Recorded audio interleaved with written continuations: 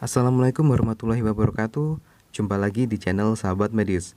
Pada video kali ini kita akan membahas mengenai soal dan pembahasan SKB CPNS bidang kesehatan dengan materi kesehatan maternitas. Buat semuanya, khususnya teman-teman yang berprofesi sebagai tenaga medis seperti dokter, perawat, bidan, tonton terus video ini sampai selesai. Karena kemungkinan soal-soal yang akan kita bahas nanti akan muncul di ujian SKB tahun ini. Dan buat teman-teman yang baru gabung di channel ini, jangan lupa untuk dukung terus channel ini dengan cara klik tombol like, subscribe, dan share video ini agar teman-teman tidak ketinggalan update terbaru dari channel ini.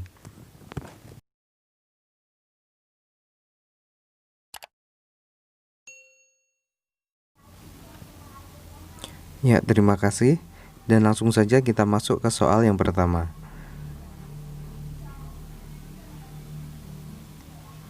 Nyonya A, usia 27 tahun, datang ke BPS untuk menggunakan alat kontrasepsi Implanon. Berdasarkan hasil pemeriksaan, Nyonya A mengatakan saat ini sedang menstruasi hari ketiga dan anak pertama berumur 1 tahun. Pertanyaannya, berapa lama masa efektif alat kontrasepsi yang dipilih Nyonya A? A. 1 tahun, B. 2 tahun, C. 3 tahun, D. 4 tahun, atau E. 5 tahun.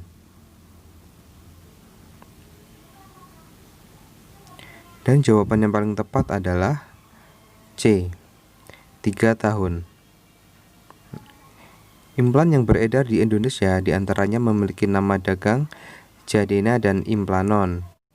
Untuk Jadena masa kerjanya sampai 5 tahun, sedangkan Implanon masa kerjanya 3 tahun. Lanjut ke soal berikutnya.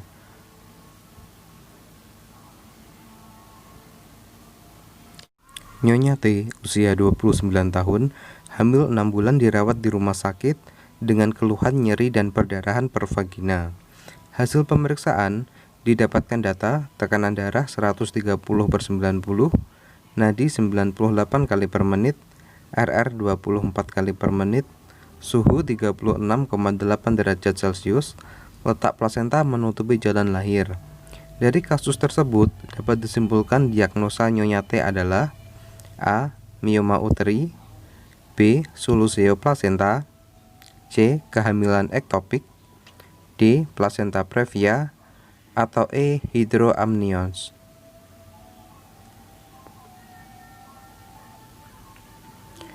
Dan jawaban yang paling tepat adalah D.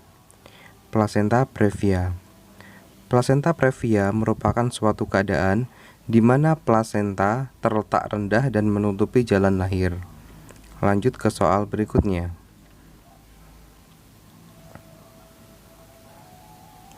Derajat abnormalitas plasenta previa dibedakan menjadi A.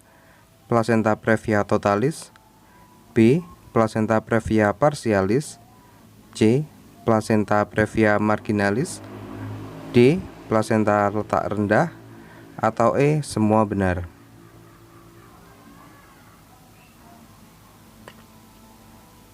Dan jawaban yang paling tepat adalah E.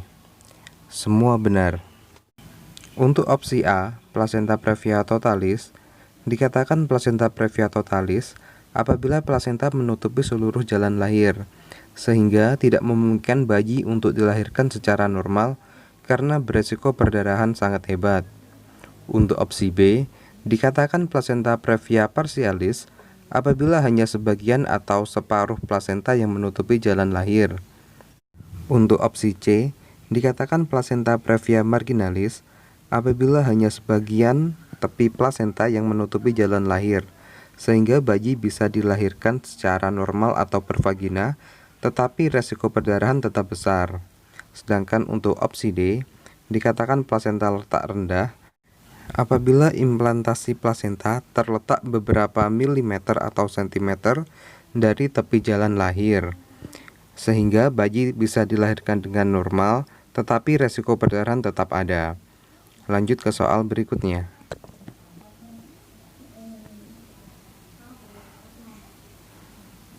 Nyonya C dibawa ke rumah sakit pukul 14.00 karena menunjukkan tanda-tanda mau melahirkan. Kemudian pada pukul 17.00 Nyonya C melahirkan putra pertamanya. Selang 30 menit plasenta bisa dikeluarkan. Mulai pukul berapakah masa nifas Nyonya C dimulai?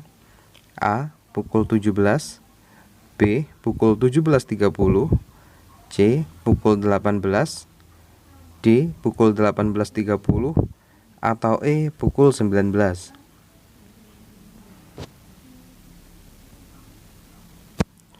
Dan jawaban yang paling tepat adalah B.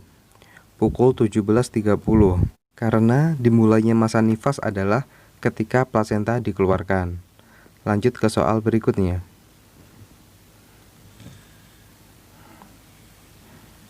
Nyonya M postpartum hari kelima sedang memasuki masa nifas. Lokea yang keluar berwarna merah dan kekuningan. Disebut apakah lokea tersebut? A. Lokea rubra, B. Lokea sanguinolenta, C. Lokea serosa, D. Lokea alba, atau E. Lokea purulenta.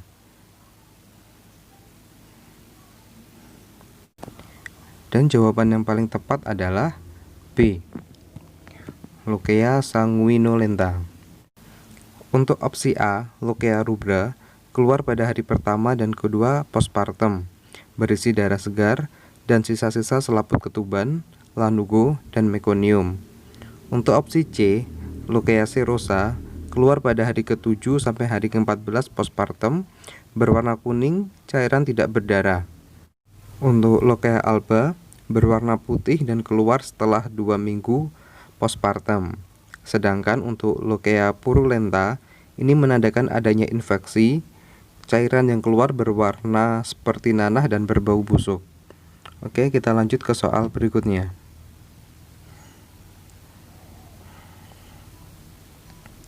Nyonya V, usia 42 tahun, mengalami menstruasi tidak teratur kurang lebih 6 bulan.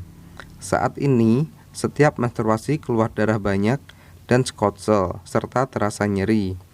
Datang ke bidan, hasil pemeriksaan fisik tekanan darah 120/70, nadi 110 kali per menit. Pemeriksaan abdomen, teraba massa berbenjol-benjol. Dari data tersebut, kemungkinan Nyonya V mengalami A. Mioma uteri, B. Endometriosis, C. Cervitis uteri, D. Sistoma ovari, atau E. Vaginitis. Dan jawaban yang paling tepat adalah A. Mioma uteri. Hal ini didukung dengan data pada pengkajian, setiap menstruasi keluar darah banyak dan skotsel serta terasa nyeri. Dan pada pemeriksaan abdomen, teraba massa berbenjol-benjol. Oke, lanjut ke soal berikutnya.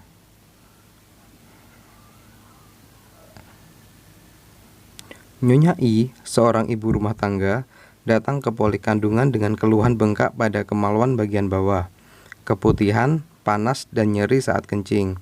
Sesuai data tersebut, kemungkinan Nyonya I menderita A.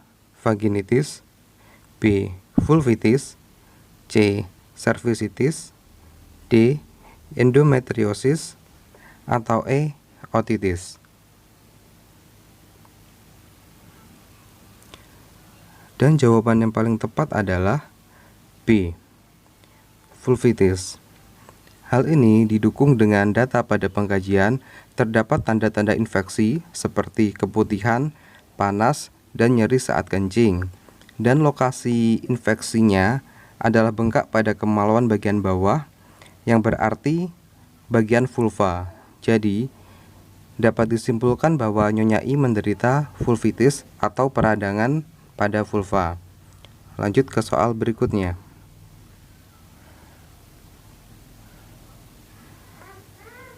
Anak B, usia 10 tahun, terjadi perubahan payudara membesar, badan anak lebih cepat membesar, menyatakan sudah haid pertama, darah yang keluar banyak dan terasa nyeri.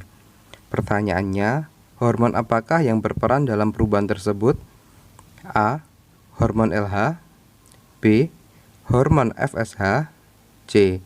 Hormon estrogen, D. Hormon prolaktin, atau E. Hormon progesteron.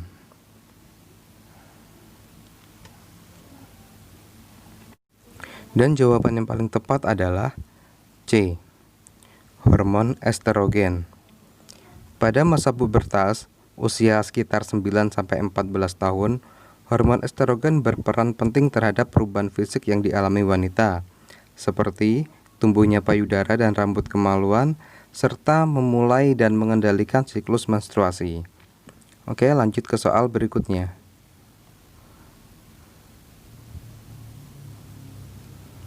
Pasangan saudara W usia 19 tahun dan saudari K 15 tahun datang ke bidan untuk berkonsultasi tentang pacaran yang sehat karena orang tua mereka tidak mengizinkan menikah dikarenakan saudari K masih berstatus sebagai pelajar.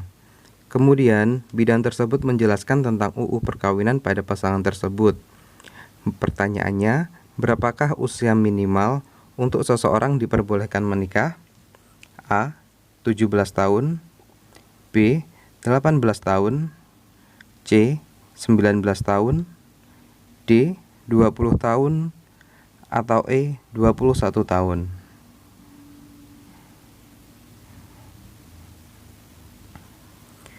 Dan jawaban yang paling tepat adalah C. 19 tahun.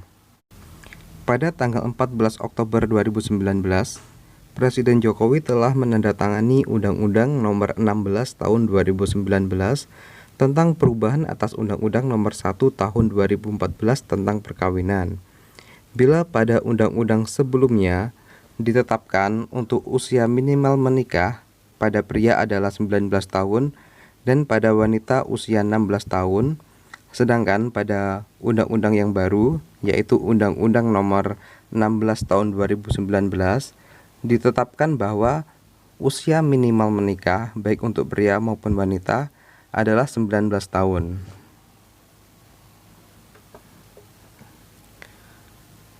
Oke, sementara cukup sekian untuk video kali ini. Semoga video ini bisa bermanfaat khususnya buat teman-teman pejuang SKB tahun ini. Akhir kata, wassalamualaikum warahmatullahi wabarakatuh dan sampai jumpa di video berikutnya.